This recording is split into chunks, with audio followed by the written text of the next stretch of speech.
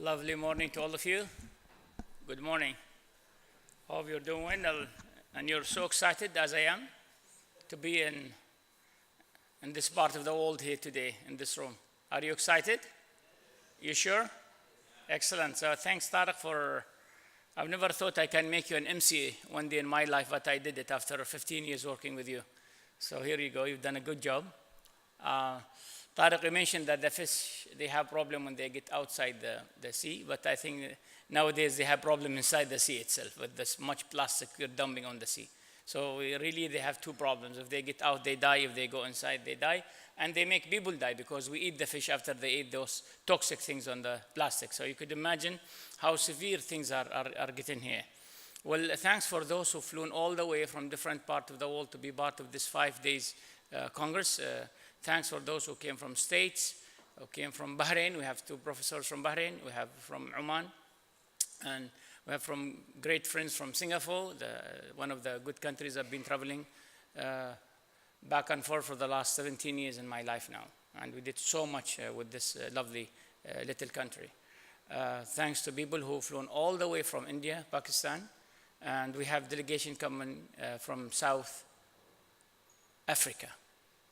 And here is the catch. You know, South Africa, Cape Town now is suffering with water scarcity.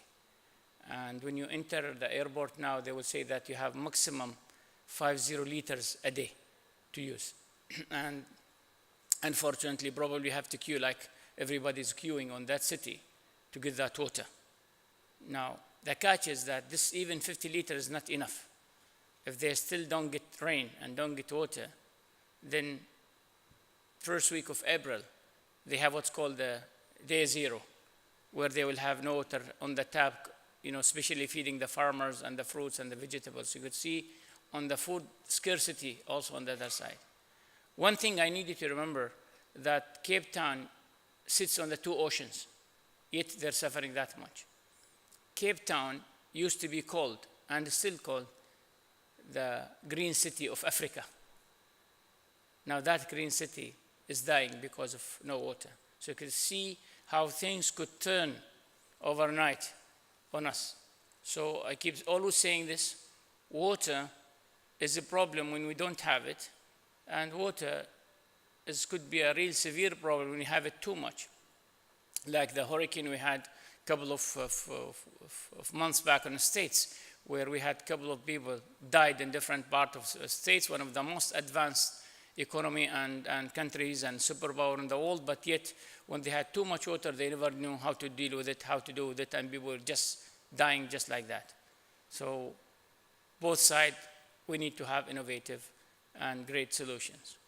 Now, in this part of the world, as you know, that also we've been running out of rain for a couple of years. And looking at our ground, water wells are depleting too. And some of them really depleted to zero, which is very scarce.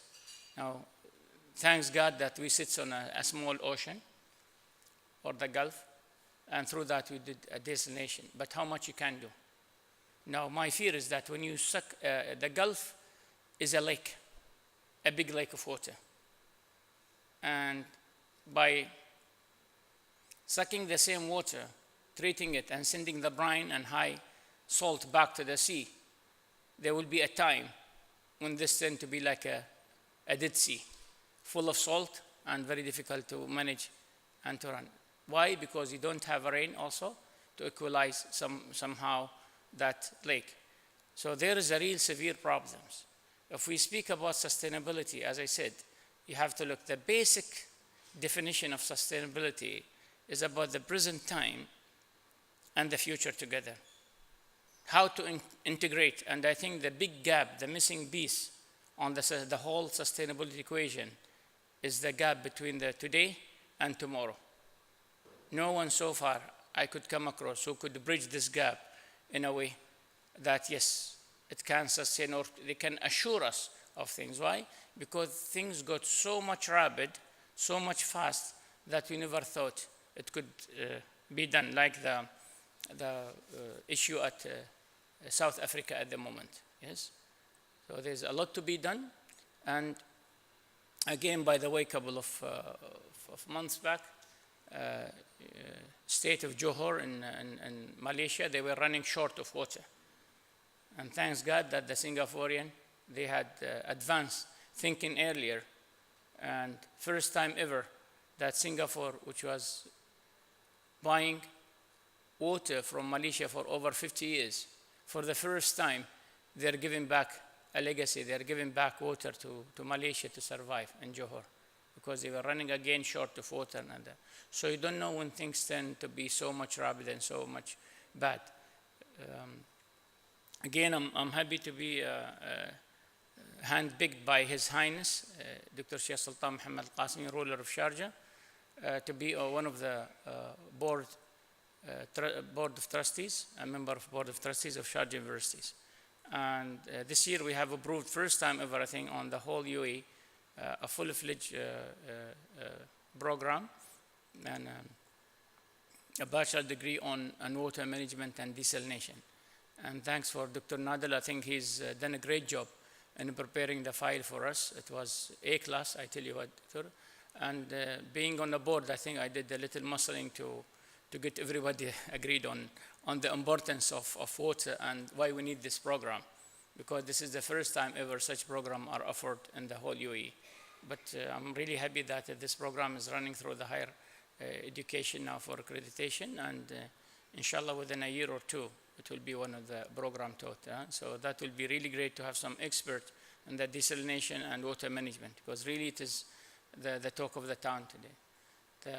Another important things I always emphasize on, as Dr. Tariq said it and I said it, that we have people flown all the way from different parts of the world, and you sit on this part of the world, so please do network together. We have a program here together called Brilliant Networker. Brilliant Networker, and the idea that we get together in small 4 different groups. Each group has got a color. You get your business card to those small group, and then we'll be merging 2 groups together, and then we'll be merging all the 4 groups together. The idea is to get as much as you can, and I can see, alhamdulillah, the hotel people are bringing more chairs and more tables, because we're getting really good flow coming, even though usually the first day is very soft day, and we go, the big bang is on the 3rd day of the program, which is the Tuesday. So please do come Tuesday, right? Because we really need you to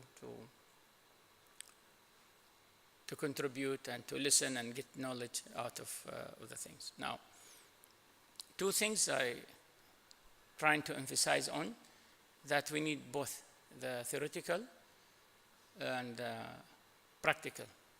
So we need practitioners, those who are really on the field, those who have their hands and legs dirty of the business of the water management desalination. At the same time, as we're talking about the energy side also, the electricity side and the energy in general. And we still need those who are really teaching at the university level, the academicians, not the magicians, yeah? The academicians, we need them. We need to see what theories they have for us, what the scientific things that could really help us to move forward. And again, we need to have more communication, I would say.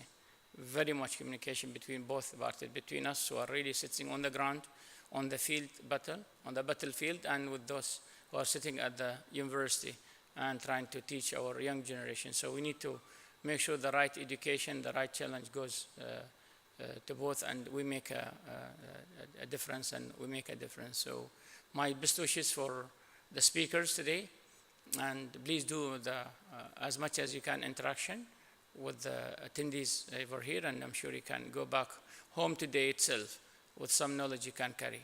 With this, I can say thank you very much. Thank you.